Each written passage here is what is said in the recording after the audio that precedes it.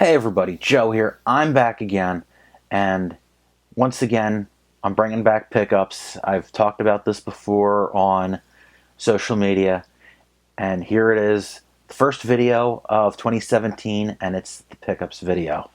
Gonna pull this plastic tub up right here of stuff that I just got within the last month or so.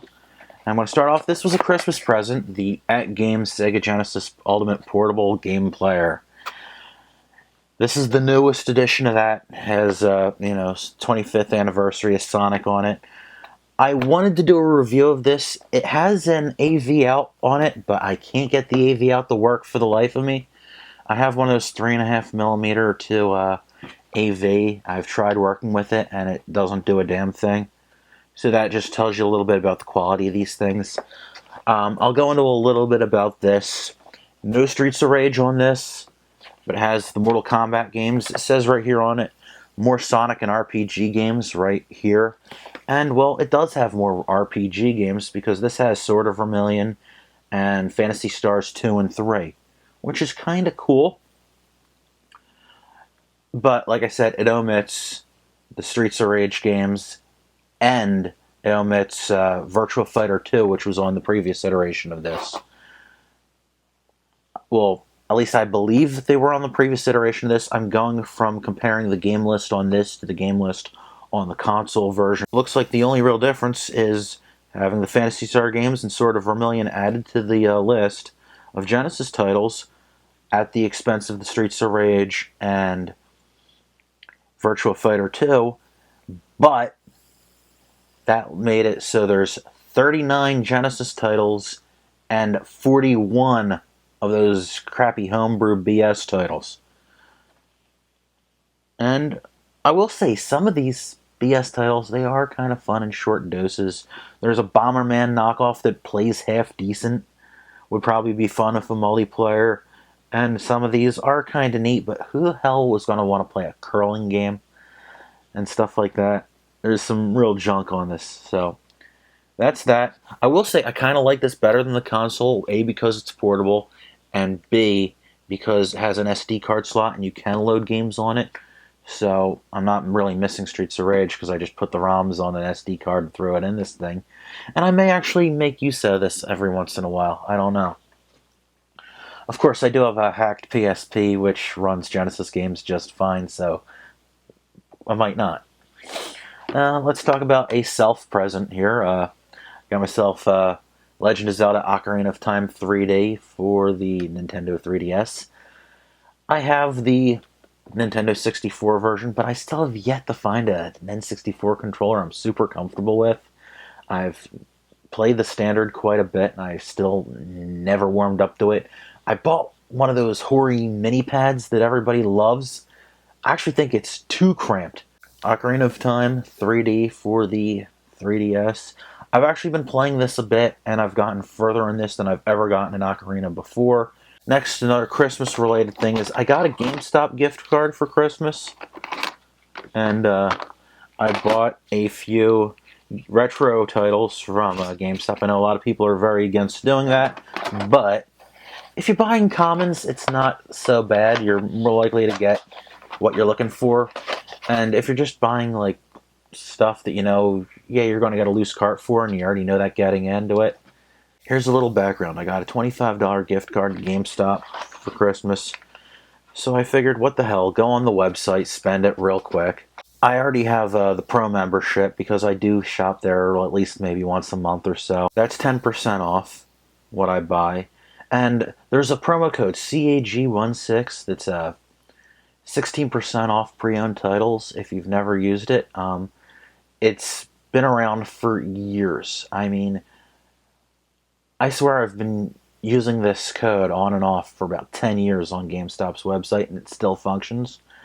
And now you guys know about it, and you guys can go hit it up. But so I got 26% off. I paid $10 out of pocket on top of the gift card for the 7 games right here. I'm going to start off from the bottom.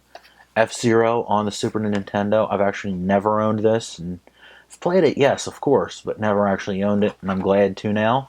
Turok Dinosaur Hunter, the first Turok game. I know these aren't hot, but you know what? They're common, and they were cheap. Dirt cheap when I get down to it. Turok 2. There's just something so interesting about the N64's catalog, which draws me into it. It's really hard to explain. And the third game is Star Wars Rogue Squadron. Look kind of cool. And then these little GBA titles: Kingdom Hearts Chain of Memories, Wario Land 4, and Mario and Luigi Superstar Saga.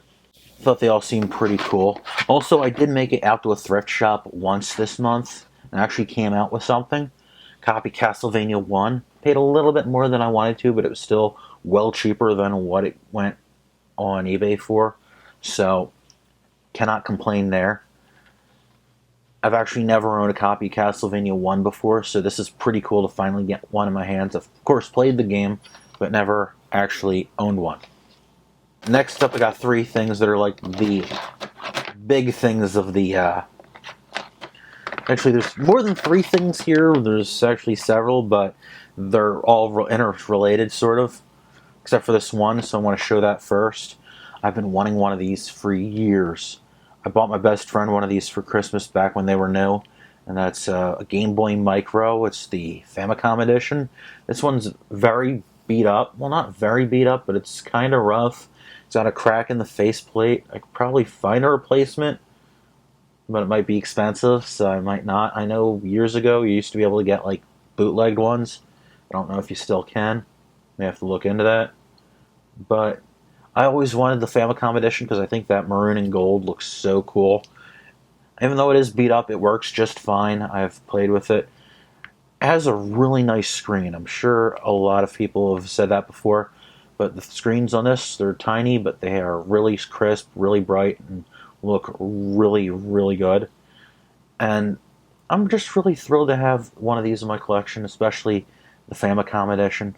Or I think they're actually called a Mario Anniversary or something like that here in the States. But come on, it's a Famicom controller. If you've never held one of these, they are a little bit smaller than an NES controller, just to give you a little perspective. Still, really neat. Something I found on a Goodwill auctions page. Before I say anything further, it does not work, but these things are very commonly easily repaired, so not too concerned about that. And that is a Game Gear. I actually have a Game Gear in my collection now. I think that's neat. Once I get it working, I'll be looking forward to playing some games. Speaking of games, I do have some for it, because they came in a lot. Actually, they came in a lot with a nice looking case, too. I'm not showing the case, but I'll show you the games. Got Columns, of course. That was the pack-in for the Game Gear. Or at least it was the original. Something tells me in my head that I sort of remember them switching it off to a Sonic game, but I could be wrong about that. Winter Olympic Games, you know, filler, sports title type crap. Sonic 1, Sonic 2, and Poker Face Paul Solitaire, more filler. But you know what? That's what happens when you're buying lots. Next thing on the list.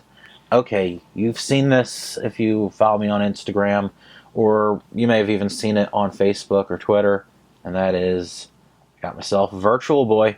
As you may already know, I love the weird oddities of gaming, and they don't get too much stranger than a Virtual Boy. And people do say that you have to really play the games on a Virtual Boy for yourself to really get the experience and see what the fuss was about, or lack thereof fuss. But you know what? It's neat. It really is. I mean, yeah, it's not easy to play sometimes. It does cause some eye strain, but you know what? It is a very neat little experience to actually play the games yourself.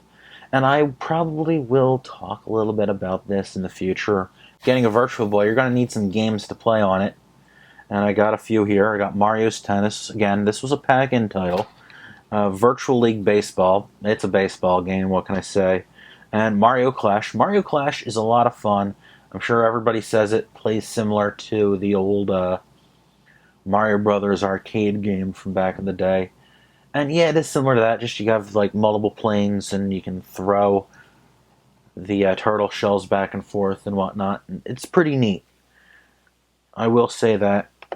And one last thing is I've got the non-XL new 3DS. This was the one that came out on Black Friday for $100, and now they're going for way more when people gouging the hell out of you on eBay. I bought this for the sole purpose of getting it hacked, and it's hacked. I can do neat stuff with it now, and that's something I'll be talking about again in another video. So that's something else to look out for in the future. And there you have my pickups from the month of December and maybe a little bit before. I know it's been quite some time since I've actually done pickups, but I'm bringing them back. It'll be semi-regularly, maybe every other month. Happy New Year, everybody. Thank you very much for watching. Thank you for sticking around for another year of Joe Goes Retro. Welcome to anybody new. Glad to have you on board. Keep tuned, stick around. Thank you for watching, and I'll see you next time. Take care.